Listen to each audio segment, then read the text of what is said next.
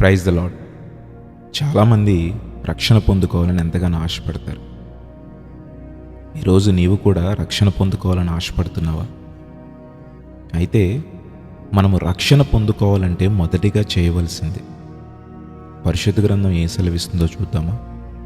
ఇర్మియా గ్రంథము 4వ అధ్యాయం 14వ వచనంలో దేవుడు ఒక మాటను రాయించాడు. నీవు రక్షింపబడినట్లు నీ హృదయములో నుండి చెడుతనమును కడిగి వేసుకొనుము అని. ఈరోజు మనము రక్షణ పొందాలి అని అంటే మొదటిగా మనలో ఉన్న చెడుతనము పోవాలి, మనలో ఉన్న పాపములు పోవాలి. మరి వీటిని ఏ విధంగా కడుక్కుంటాం?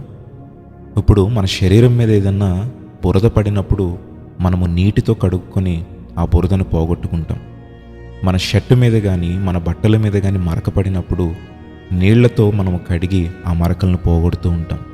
మరి మన హృదయంలో ఉన్న ఈ చెడుతనమును ఏ విధంగా కడిగి వేసుకోవాలి అని అంటే మనకున్న ఒకే ఒక్క మార్గం యేసు రక్తము ద్వారా మాత్రమే మనము పాపములను కడుక్కోగలం.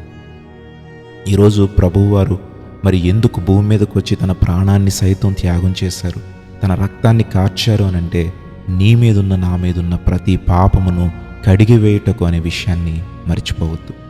మరి ఇప్పటి వరకు నీవు క్రీస్తు రక్తములో నీ పాపములు కడుగుకోకుండా ఇంకా అలానే ఉన్నావా? అందుకే నీకు రక్షణ దొరికి ఉండలేదేమో.